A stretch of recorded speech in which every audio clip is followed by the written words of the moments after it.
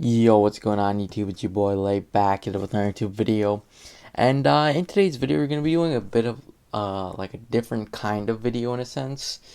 Just on the review type thing. But yeah, I'm gonna be kinda like talking a bit about the whole symbiote Spider-Man run from 2019 basically. Well, technically it's 2019 to present technically. And I'll explain exactly what I mean by that, because technically it's not a huge like crossover event or just like a huge like ongoing series or something like that. It's a little difficult to explain, but I'll try my best to explain basically. So yeah, anyways, let's get into it. So yeah, I just kind of finished reading it. I did read it a little bit ago, but I just felt like I kind of want to talk about it, just seeing as though personally, in my personal opinion, I think it's a pretty underrated series. I think it's pretty good. I mean, I do enjoy it. uh, I know a lot of people might have some mixed opinions just in terms of the fact that maybe you don't like it for different reasons or whatnot. But myself personally, I actually enjoyed them. I think they're a little fun read kind of, and just I like to how it's like fresh and modernizing some of these tales, which is pretty cool. Uh, yeah. So basically, let's get into this. So basically, what the symbiote Spider-Man kind of series is, basically there's two different types. There's one where it's like an alien realm, and then there's one that's just like regular and recounting tales. Personally, I enjoy more of like the, it's not really recounting tales because this didn't really happen, but I mean recounting events, I guess you would say. uh yeah, I personally like that one more, but like a little bit better personally. uh Especially the one that's on the screen right now, which is the Mysterio one. I do enjoy that one personally. But anyways, uh, yeah. So what this is? Basically, I'll explain. It's essentially uh, modern takes on basically symbiote Spider-Man from the year he was when originally Spider-Man back in like what was it, 1985, or I think it was like 87, late 80s, early 90s, when he was the symbiote Spider-Man, when he originally got the suit back in the late 80s, when he was originally symbiote Spider-Man before he like teared off the suit and all that, before Venom, before all that stuff. This is basically recounting tales from that time. So like it's meant to take place during that time, I presume. And basically it's just like all like the events of what happened. For example, like Spider-Man doesn't know the symbiote suit is bad, or Venom isn't around, Eddie Brock isn't around. For example, like that, uh, where it's kind of recounting a little bit of tales from say stuff that kind of happened earlier. Uh, yeah, so there's stuff like that that's happening. Again, it's kind of split into two different parts here. There's an alien realm one, and then there's the symbiote Spider-Man one, which is the one again I personally prefer more. But basically, the alien realm one is uh,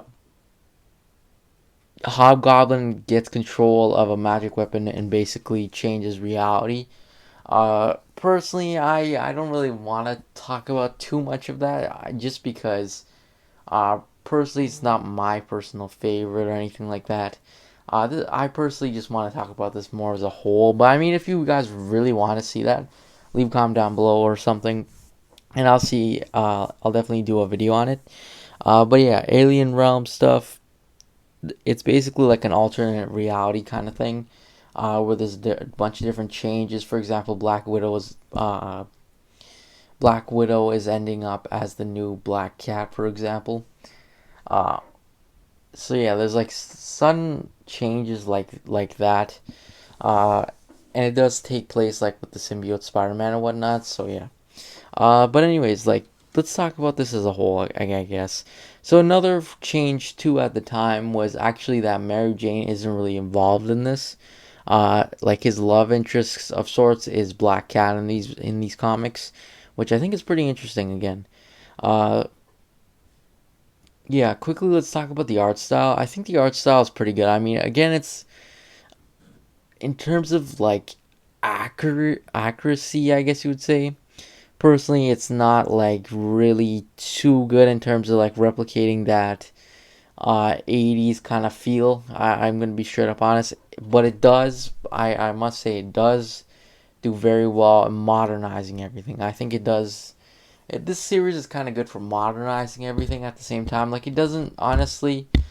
I think this might be another reason that people don't really talk about it at the same time is the fact that it has no feel to the 80s whatsoever, other than the fact you kind of know it's set in the late 80s just because of the whole Spider-Man thing. So yeah, that's like the only real clue here. Like it doesn't even look like the 80s in all honesty. That's something I like about some of the other runs and other like characters and whatnot who are doing like retellings of this stuff, is they actually do some pretty good illustrations with that. But personally, the illustrations just look very modernized.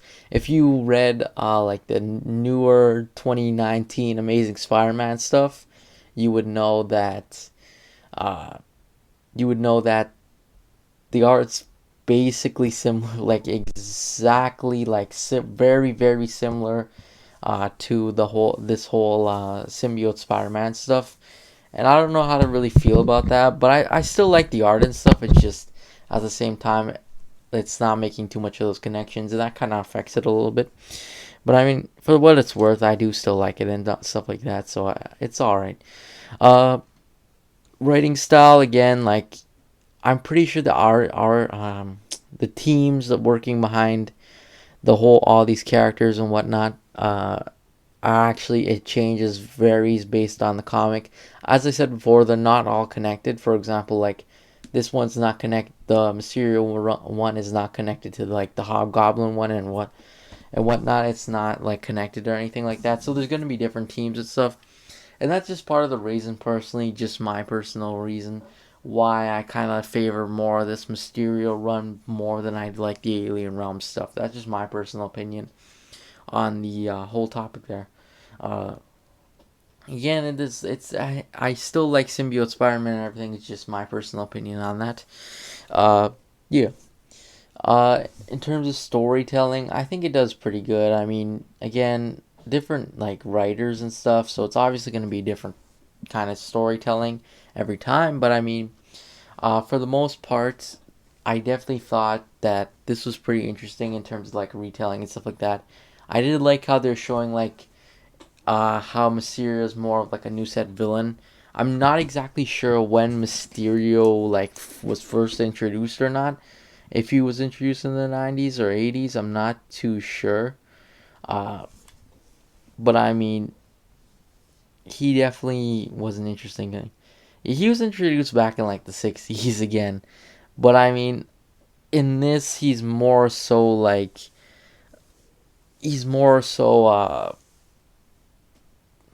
sorry about that. He's more so like newer to the scene in a sense and stuff like that, and people don't take him seriously and whatnot. That's something I actually enjoyed in this and stuff like that. Uh, Definitely really enjoyable and all that. But honestly, that's pretty much it. I definitely highly recommend reading this. Maybe if you're a new reader, I don't know if I would really recommend this. May actually personally, if you're a new reader, I recommend reading the Mysterio one. The Alien Realm stuff maybe not too much, but or like there's a tie-in with this too into the King in Black event as well. Uh, yeah, there's a tie-in with that. So I'm not too sure if you should read that if like you're a newer reader, but per se I would say read maybe the Symbiote Spider. I mean, the Mysterio one just because it's pretty enjoyable and stuff. Like you don't need to know a whole lot. You may need to know just like the fact that it's set in the past, basically, and that's all you really need to know for the most part. It does a pretty good job of like explaining Mysterio and whatnot, so you wouldn't need too much information on him, other than probably that he's a Spider-Man villain. That's about it. But I mean, definitely highly recommend it, even if you're like above a new reader, whatnot. I'm not too sure what the exact levels are. But I mean, if you're above like a new reader, I highly recommend checking out the whole series as a whole. Of course, read the tie-in with the King in Black event if you want to. Uh, but I'm talking about the rest of them and stuff like that. Definitely read them. They don't take too long either. They're like 120 pages at the most. Technically like 90ish. and it's a graphic novel form. I personally read them in issues, and it was like 20 pages per issue, so it wasn't even that big. It's not even that long. It's very quick. Personally, I read it in like 15 minutes. It wasn't even that long. I read it really fast. But anyways, that's pretty much it though. Thanks for watching. Make sure you like and subscribe, and I'll see you guys next video. Peace.